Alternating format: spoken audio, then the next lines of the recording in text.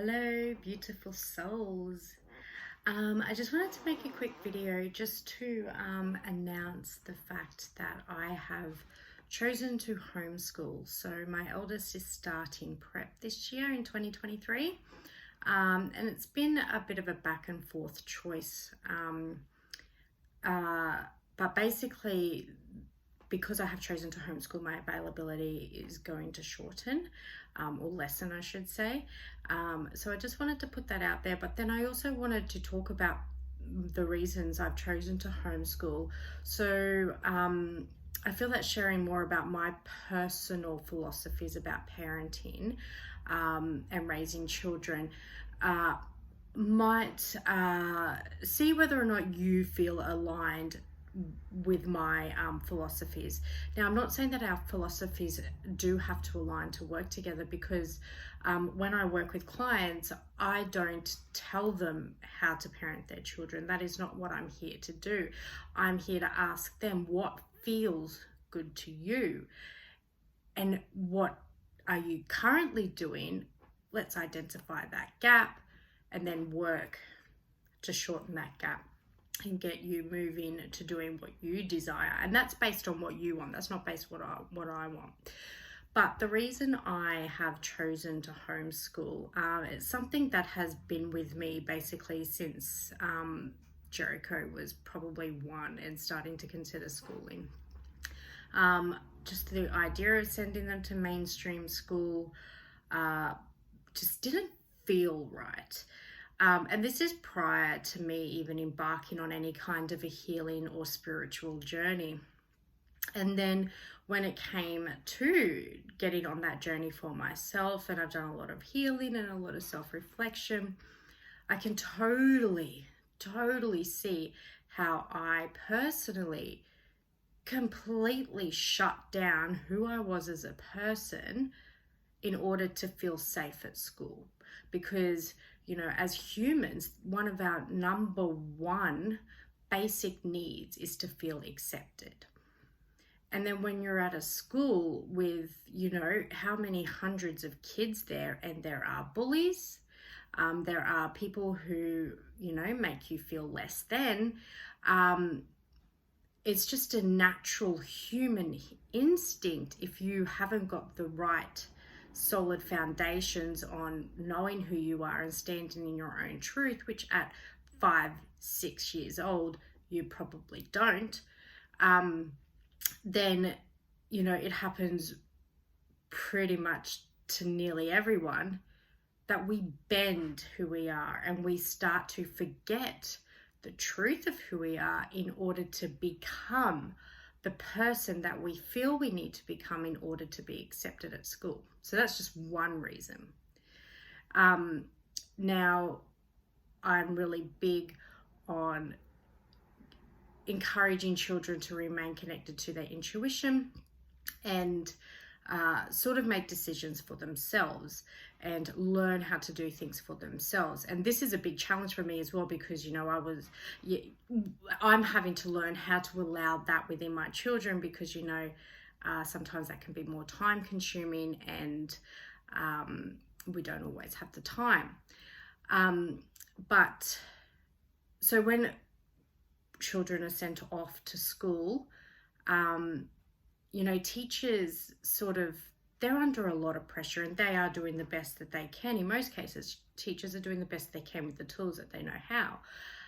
So they are given, you know, the results that they're expected the class to achieve. And so I guess their aim is to get their students to achieve those results, because it's almost as if the results are a direct reflection of the teacher's capabilities, and then the principal, the school as a whole are wanting to have those good NAP plan test results. And so, you know, the whole year is based on teaching children how to do the work based on the curriculum, based on the way that the teacher has been told to implement the curriculum. But the thing is, we've got 30 kids in the one classroom with one teacher and one support staff. Hopefully there's a support staff.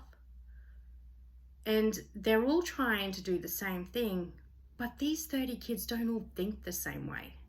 They don't all work things out the same way. They don't all have the same interests.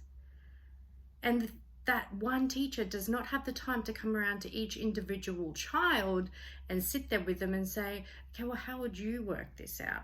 What would you do? What do you think about this? They're just told how to do it, basically. And there is not a whole lot of room for self-directed learning. And then when you've got children who aren't quite getting it, or they're not quite interested, or the teacher isn't engaging enough for that child's interests, well, then they just start to tune out, and then they're not learning. And then we start seeing, well, they're not putting in enough effort, or we start seeing these complications arise because the child is not getting, especially at that young age where they do still need that one-on-one support and encouragement. They're not getting that. So the reason I've chose to homeschool or unschool, as a lot of people is the more of the philosophy that I'm going with, is that at home, in this home environment, my children are going to be given options on how to learn. And I'm going to explore ways of presenting the reading, the writing, the maths, the science, the English in ways that are aligned with my child's particular interests. So if one child is just absolutely fascinated with planes, but doesn't give a hoot about trucks, when you're trying to teach somebody maths in relation to trucks, they might not care. But if you teach them maths in relations to planes, well, then they're going to be like, yeah, let's work this out. So it's just really fostering the individual interests and allowing them to pursue their interests. I mean, how many childhood dreams die because we're not given the opportunity to pursue them? So, with homeschooling, the child gets a lot more time to learn about what they actually want to learn about. And then there's going to be the choice. So the child, or Jericho, I'll be giving him, he'll know what sort of work we need to get through in that week. But he can sort of choose how that looks and how we do it. And he can tell me when, Mum, I've got a headache now, I don't feel like doing this. Or can we do this instead, and then we can do that later.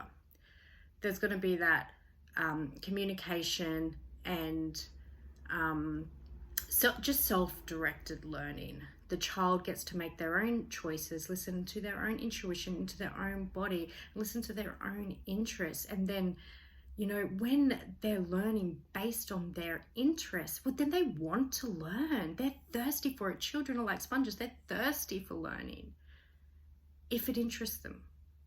But put them in a classroom with 30 kids and tell them to sit there for an hour whilst the teacher tries to teach them something. That's not going to suit a lot of children.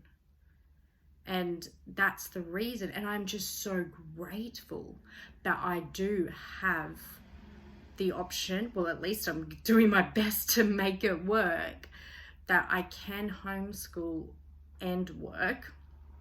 See how it goes. And I'm going to do my best. And I